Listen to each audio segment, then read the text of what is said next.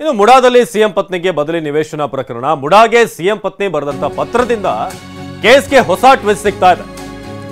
ಮುಡಾದಲ್ಲಿ CM ಪತ್ನಿಗೆ ಬದಲಿ ನಿವೇಶನ ವಿಚಾರಕ್ಕೆ ಸಂಬಂಧಪಟ್ಟ ಹಾಗೆ ಸಿಎಂ ಪತ್ನಿ ಬರೆದಂತ ಪತ್ರದಿಂದ ಪ್ರಕರಣಕ್ಕೆ ಹೊಸ ಟ್ವಿಸ್ಟ್.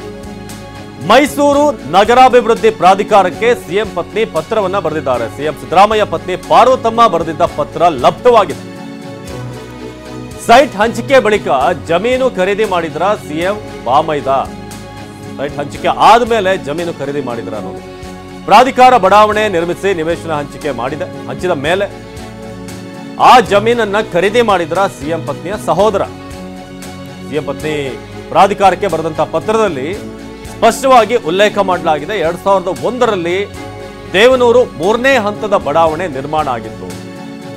ಆ ಬಡಾವಣೆಯಲ್ಲಿ ನಿವೇಶನ ಹಂಚಿದೆ ಎಂದು ಪತ್ರದಲ್ಲಿ ನಮೂದು ಮಾಡಲಾಗಿದೆ.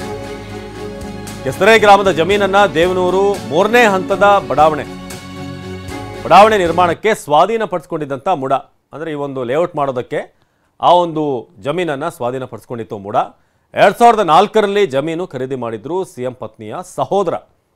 ಹಾಗಾದ್ರೆ ಸ್ವಾಧೀನಪಡಿಸಿಕೊಂಡು ನಿವೇಶನ ಹಂಚಿದಂತ ಜಾಗವನ್ನ ಸಿಎಂ ಸಹೋದರ ಹೇಗೆ ಖರೀದಿ ಮಾಡಿದ್ರು ಅನ್ನೋದು ಸದ್ಯಕ್ಕಿರುವಂತಹ ಪ್ರಶ್ನೆ. ಸೊ ಸಿಎಂ ಸಿದ್ದರಾಮಯ್ಯ ಪತ್ನಿ ಬರೆದಿರುವಂತಹ ಪತ್ರ, ನಿಮಗೆ ಆ ಪತ್ರದ ಪ್ರತಿಯನ್ನು ಕೂಡ ತೋರಿಸ್ತಾ ಇದ್ದೀವಿ. ಸೈಟ್ ಹಂಚಿಕೆ ಆದ್ಮೇಲೆ ಜಮೀನು ಖರೀದಿ ಮಾಡಲಾಯ್ತಾ ಅನ್ನೋದು. 2001ರಲ್ಲೇ ದೇವನೂರು 3ನೇ ಹಂತದ ಬಡಾವಣೆ ನಿರ್ಮಾಣ ಆಗಿತ್ತು. ಬಡಾವಣೆಯಲ್ಲಿ ನಿವೇಶನ ಹಂಚಿದೆ ಎಂದು ಪತ್ರದಲ್ಲಿ ನಮೂದು ಮಾಡಲಾಗಿದೆ.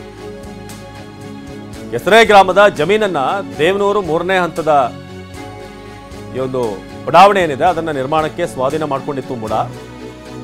ಆದ್ರೆ 2004ರಲ್ಲಿ ಜಮೀನು ಖರೀದಿ ಮಾಡಿದ್ರು ಸಿಎಂ ಪತ್ನಿಯ ಸಹೋದರ. ಹಾಗಾದ್ರೆ ಸ್ವಾಧೀನ ಪಡಿಸ್ಕೊಂಡು ನಿವೇಶನ ಹಂಚಿದಂತ ಜಾಗವನ್ನ ಸಿಎಂ ಸಹೋದರ ಹೇಗೆ ಖರೀದಿ ಮಾಡಿದ್ರು ಅನ್ನೋದೇ ಈಗ ಪ್ರಶ್ನೆ ಆಗಿ ಉಳ್ಕೊಂಡಿದೆ. ಈಗ ಮತ್ತೊಂದು ಟ್ವಿಸ್ಟ್ ಇದೆ ಇಲ್ಲಿ.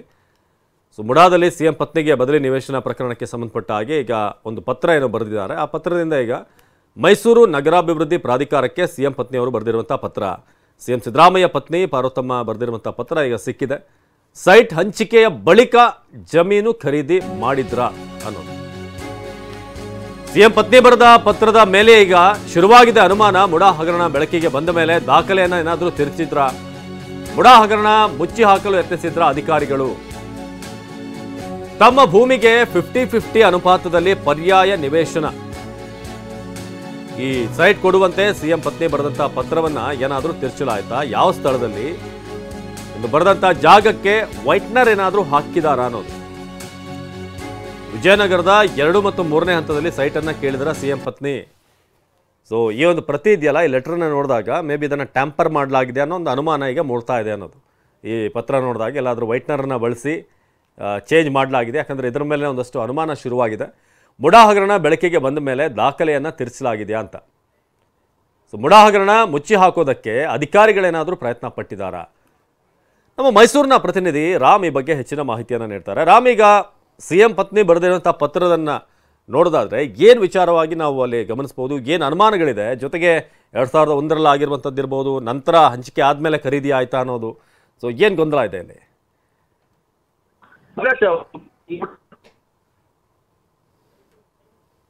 ರಾಮ್, ನಿಮ್ಮ ಧ್ವನಿ ಸ್ಪಷ್ಟವಾಗಿ ಕೇಳ್ತಾ ಇಲ್ಲ. ಮತ್ತೆ ನಿಮ್ಮನ್ನು ಸಂಪರ್ಕ ಮಾಡ್ತೀವಿ. ಸೊ ಇದು ಮುಡಾ ಹಗರಣ ಮುಚ್ಚಿ ಹಾಕೋದಕ್ಕೆ ಈಗ ಅಧಿಕಾರಿಗಳಿಂದ ಕೂಡ ಪ್ರಯತ್ನ ಆಗಿದೆ ಅಂತ. ತಮ್ಮ ಭೂಮಿಗೆ 50-50 ಅನುಪಾತದಲ್ಲಿ ಪರ್ಯಾಯ ನಿವೇಶನ ಅಂತ ಹೇಳಿದರು. ಆದರೆ ಸೈಟ್ ಕೊಡೋ ಹಾಗೆ ಸಿಎಂ ಪತ್ನಿ ಬರೆದಂಥ ಪತ್ರವನ್ನು ಏನಾದರೂ ತಿರುಚಲಾಗಿತ್ತಾ ಅನ್ನೋದು, ಯಾವ ಸ್ಥಳದಲ್ಲಿ ಅಂತ ಬರೆದಂಥ ಜಾಗಕ್ಕೆ ವೈಟ್ನರ್ ಹಾಕಿದ್ರ ಅನ್ನೋದು.